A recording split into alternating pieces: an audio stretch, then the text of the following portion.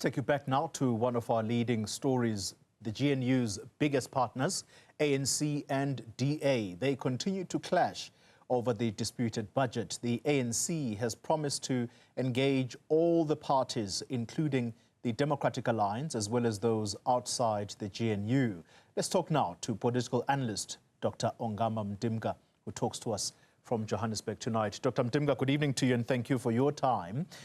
The ANC says they are waiting, quote unquote, for divorce papers from the Democratic Alliance. On the other end, the DA is not interested in exiting the GNU. What do you make of this situation? I think that's the correct stance, Tony, not to trigger the end of the government of national unity. These parties need to acknowledge that what they're dealing with is a very structural issue, as much as it is an agency issue between negotiating styles. Structural in the sense that, Tony, the Constitution is very clear when you read it, that the finance ministry is envisaged both as a political and administrative process, in terms of which many have complained, actually, that the Minister of Finance has powers that are tantamount to a prime ministerial role. Part of the reasoning for that is so that fiscal policy is insulated from being just about the political imperatives of the day. Because remember that fiscal policy decisions affect the economy. And if all that ministers of finance did were to appeal to populist political ideas, we would not have prudent financial affairs in a country. So part of the problem here is that the ability of a finance minister to make those final decisions is being questioned.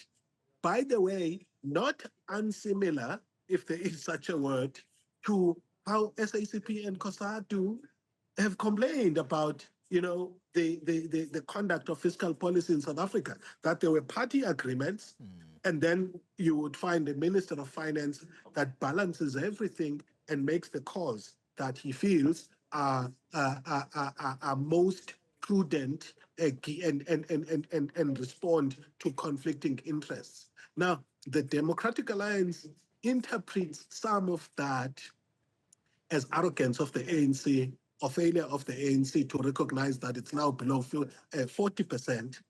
In some ways, it is correct.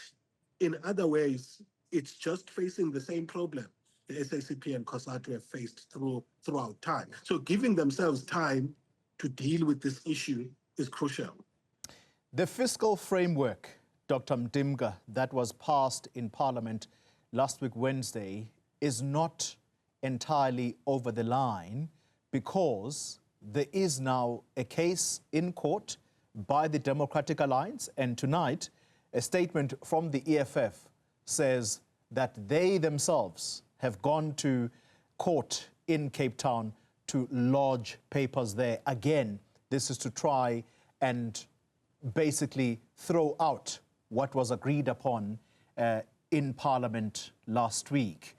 Now, if the Democratic Alliance is part of this court process, and let's assume that the courts rule in favor of the DA and or EFF, is that not going to further fracture the relationship between particularly the ANC and the Democratic Alliance, and what happens thereafter? I think the EFF, as a party in opposition, has every right to go and have this matter tested in the courts of law. The Democratic Alliance, in my view, a political solution needs to be found between them and the ANC, whose consequence may be for them to withdraw that case, because it's not in the good spirit of a government of national unity. I think that from both sides, there were mistakes in terms of negotiating throughout this process.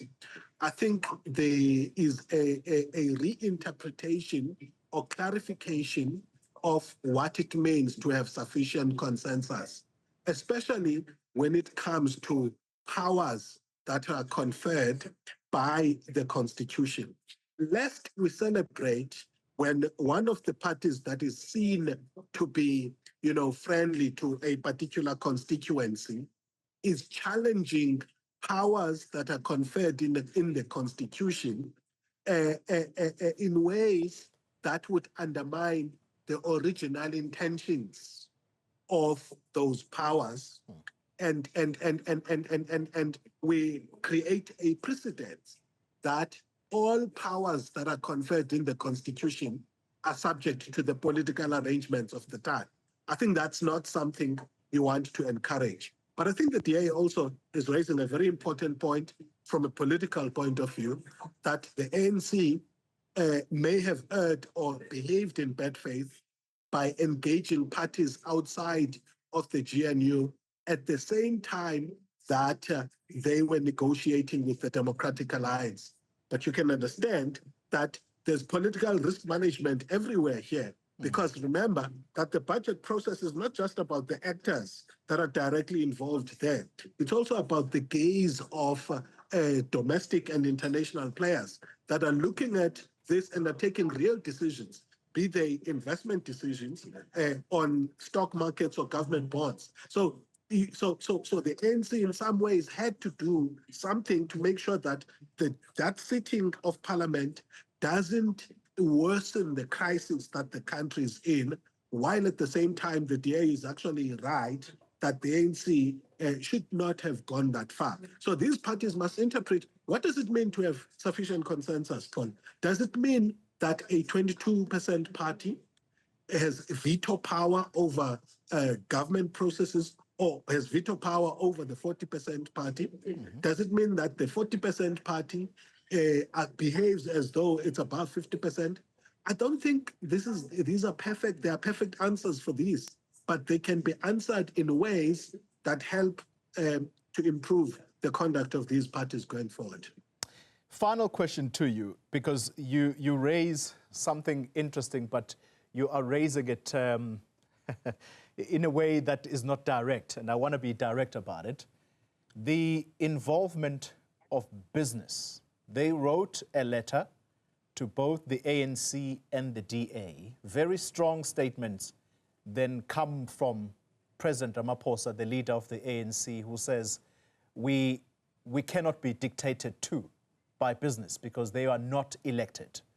What do you make of that reaction, especially on the back of what is now something that is actively being encouraged, the public-private partnerships? Is the leader of the ANC speaking from both ends of his mouth? Look, the autonomy of the political is important. It's important that citizens recognize that the representatives they've put in parliament are acting autonomously enough to make decisions which are in the best interest of the country.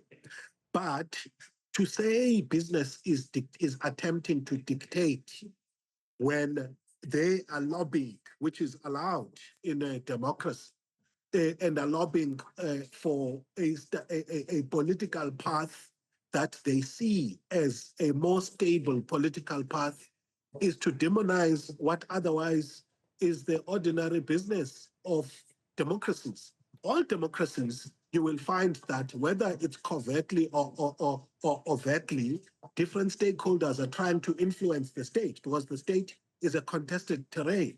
So what's important is that between the push factors coming from actors outside, non-state actors, whether it be business or trade unions or whoever it is, that politicians are able to mediate all of that and come up with the decisions that are best for the country. Dr. Ongama Mtimka, thank you very much for your time talking to us about the machinations inside the GNU.